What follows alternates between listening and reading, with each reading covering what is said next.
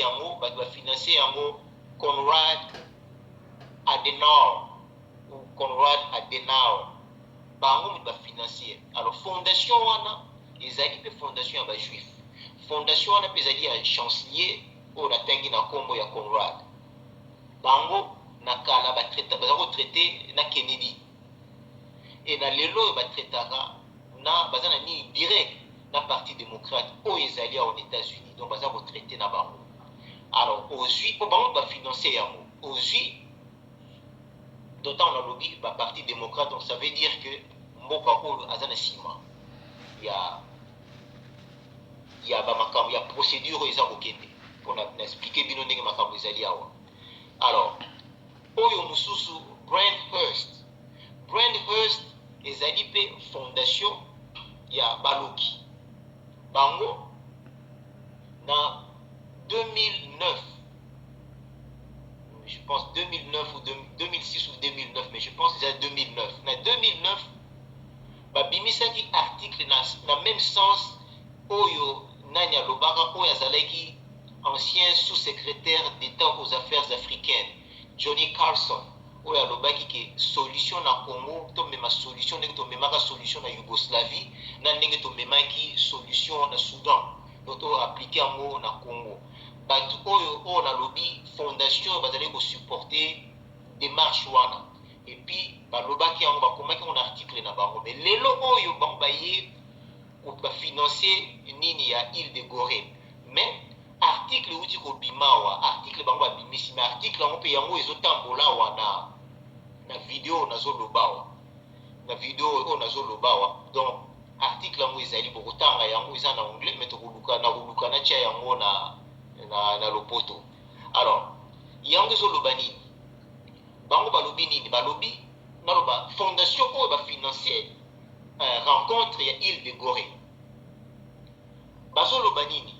o Brandhurst balobi boye biso toko traiter kaka te ke soki oza na capitale oza na Kinshasa nde to traiter na yo non toko traiter na moto tout aza na Congo oyo aza na parti moko soki parti moko oza ko diriger na Congo donc toko traiter na yo soki lelo yo pardon parti moko admettons moto moko aza ko gouverner na Bas-Congo ou na Katanga ou na Kivu donc bango ba ko traiter na mutu wana ou na Lubero ezaka kateke ba traiter na Congo na Congo mobimba donc moto azwa parti moko na Congo ba ko traiter na ye parce que pour na yetu bazo sala ndengo na parce que Congo eza ko exister sous te pour na bango balobi nini communauté ndenge balobaka disons communauté internationale donc baloki babimisa vérité que existence ya Congo ezalité ezalaka te existence ya Congo esila parce que bazolinga koloba vérité te. Donc ça veut dire que elingo loba ke Congo ekatana officieusement bakata yango mais siko moto ko officialiser yango pona ko entériner loko wana donc yango bazokende koluka Moïse Katumbi. Donc yende mutu akozala soka koti na magistrature suprême ya Congo ndeye mutu ko officialiser balkanisation ya Congo o déjà ndenge bango bakata. Alors na nini na bango na mikanda na bango bakomi susu nini ke Zambie azoloba que Katanga ezali 10e province ya bango